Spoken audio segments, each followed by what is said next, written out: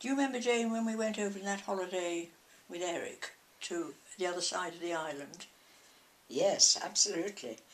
Well, it was very nice of him to take time off from working, and it was lovely weather. Mm. But what I mainly remember is being extremely frightened sitting in that little boat, going round those swirling waters. And I just didn't trust him. I didn't feel secure in that little boat at all.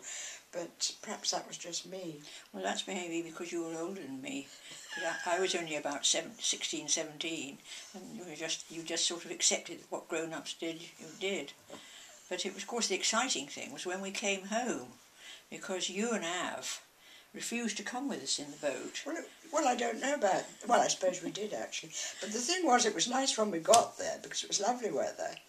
And there was this little house, little empty house, and we gathered lots of dried rushes and bracken and stuffed palliasses to sleep on, and lit a fire, and somebody found an enormous piece of driftwood, and you lit one end of it and put it in the fireplace, and we kept pushing it into the fireplace as it was consumed. Any of that. I can't remember any of that. And then Hen and Eric went off fishing and got little brown trout, and we had those with bacon. I remember all that. It was delicious.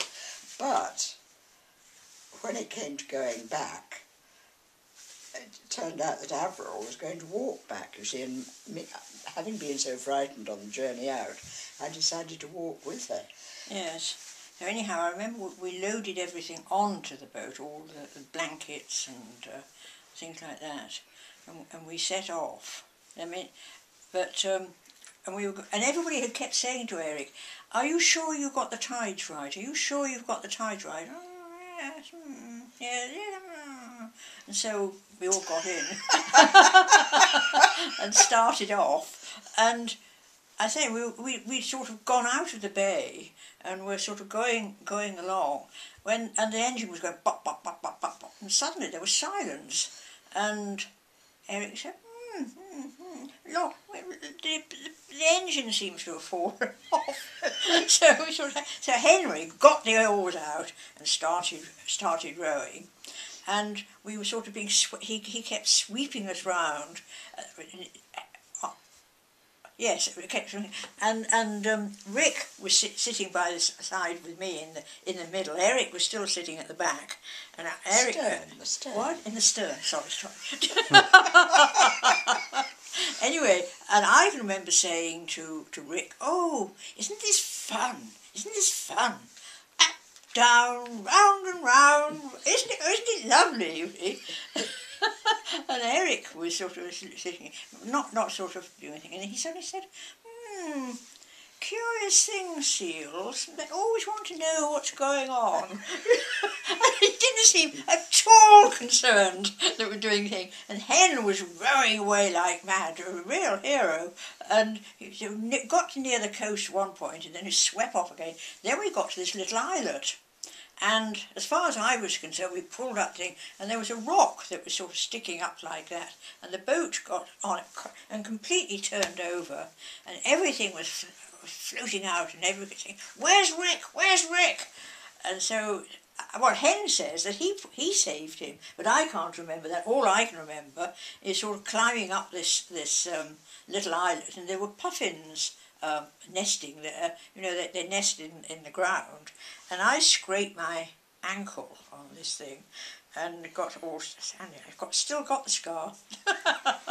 Anyhow, we climbed to the top of this little islet and said, "Well, what are we going to do now?" And Eric, they'd saved a fishing line and a fishing rod and a tie and a potato. I can always remember this potato. And somebody said, "Oh, well, we must make a meal, So we gathered all the dry bracken up, and Eric had still got his firelighter. So he set fire. Yes, that's right, yes. Couldn't do that at Siggy's. No. And so we lit this fire and put this potato. Well, of course, it takes hours to cook potato. I thought that Rick perked up at the idea of food, and I seem to remember somebody saying, he kept saying, "Want tato, want tato." Wasn't cooked.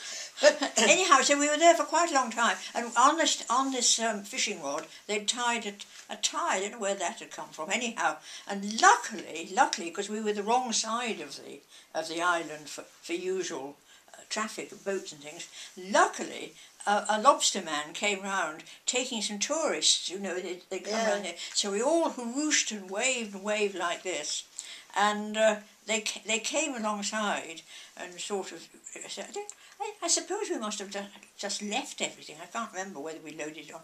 Anyway, they said, do you want us to take you back to Barn Hill? And much to my displeasure, Eric said, oh, no, it's all right. We'll walk. Well, it was all right for him because he'd got his shoes, but Henry had taken his boots off in this rowing thing, and I'd lost mine. So anyhow, we started off, and Eric was carrying Rick on his shoulders, walking back over the top, and we were trudging along at the back, and I say I'm not the best walker anytime. But anyhow, when we finally got, I suppose it was about 2 miles or 3 miles over the island. Well, then well, you see, it was hay time, and sort of up there where it rains so much, you've really got to seize time by the forelock, as Avril used to say, and make hay while the sun shone. So we were there, and somebody said, look. We looked up, and there was this little woebegone little caravanserai coming down over the hill. And when we arrived... And we said, Avril said, where have you been? She didn't. She said, where have you been? In the most vague way. But the thing was, as I said before, that Eric had been late back from some expedition, you know, not very long before this happened, and Avril was getting in a fatigue.